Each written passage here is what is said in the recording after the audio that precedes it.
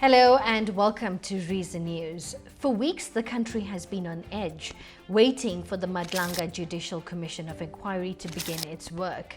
Established to probe deeply disturbing allegations of criminality, political interference and corruption within our criminal justice system, the Commission has a daunting task ahead.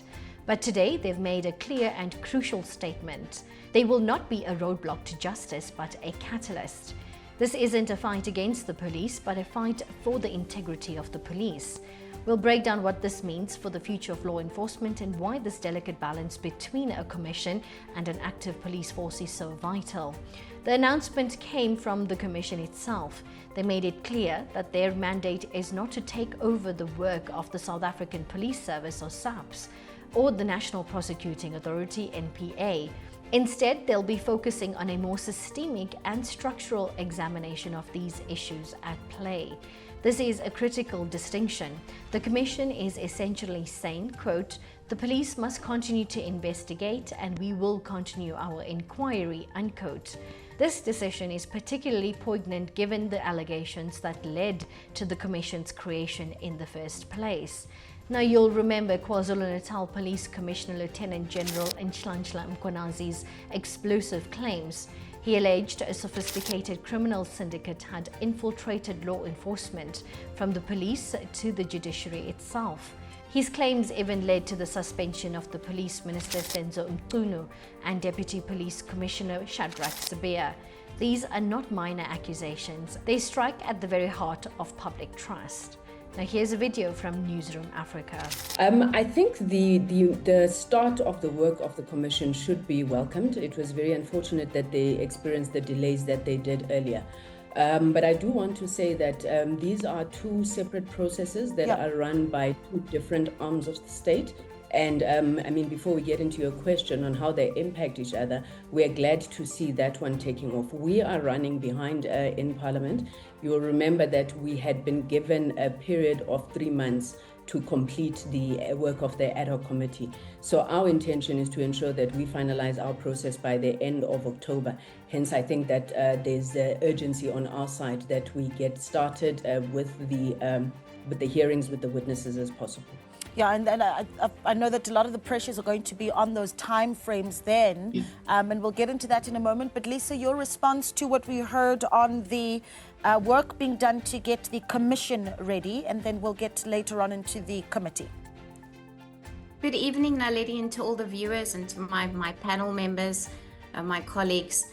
We obviously do welcome the confirmation of the 17th of September when the public hearings will start. We were very disappointed that they did not start on time as they should have done, because this brings concrete momentum to the whole commission after the earlier delays that have taken place. And then we also really welcome the appointment of the strong witness protection mechanisms that they put in place, because this directly addresses previously voiced concerns that we've had about evidence tampering and intimidation. And as we've seen this weekend, sadly, Boa van Niekerk lost his life, and we really do send our condolences to his family. But we have to look at these whistleblowers. We have people like Babita Deokaran, Armand Swart, Thomas and Clute Murray, Zenzelo Setole. These families are waiting for justice, and we need to make sure that they actually get answers to their questions.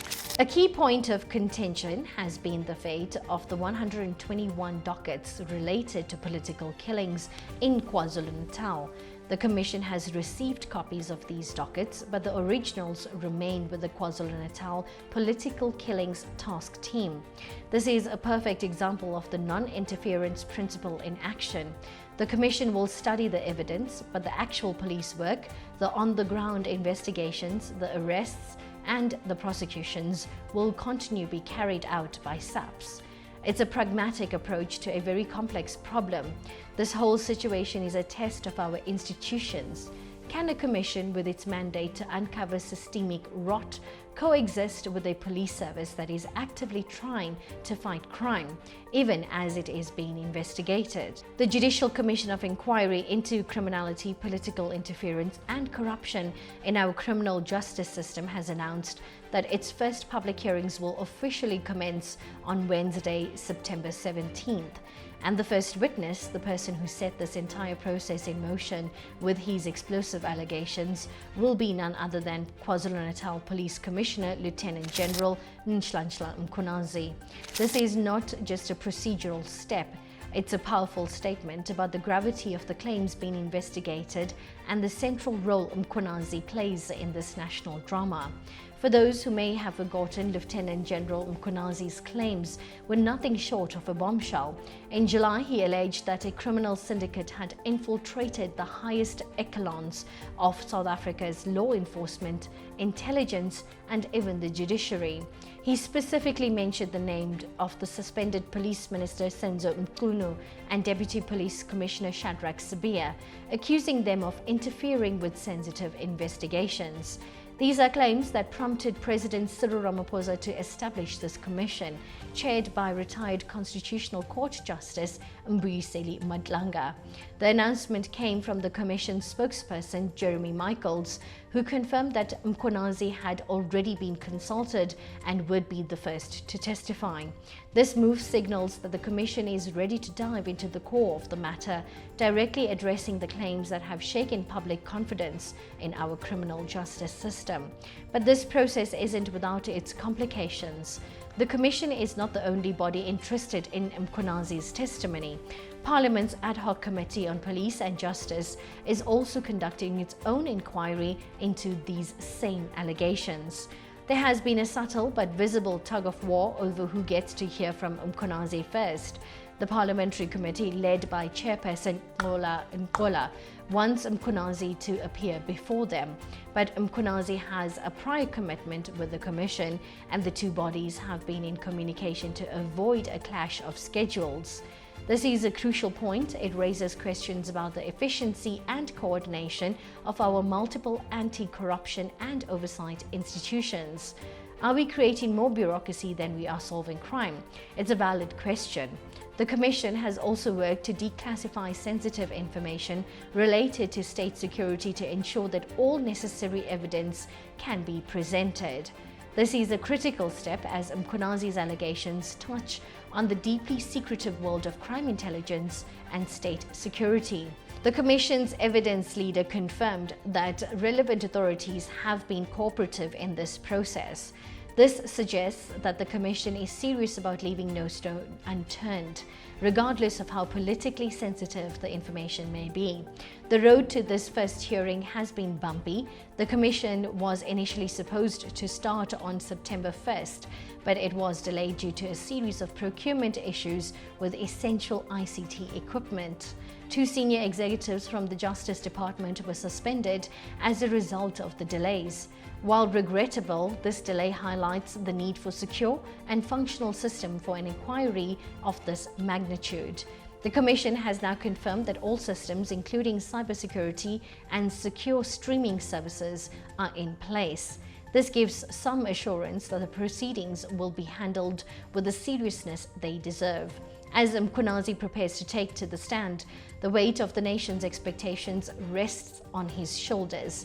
His testimony is expected to provide the nitty-gritty details of his allegations, potentially exposing a network of corruption that could reach beyond what has been publicly revealed. The Commission has also set up a confidential hotline for whistleblowers, signaling their intent to gather information from all possible sources.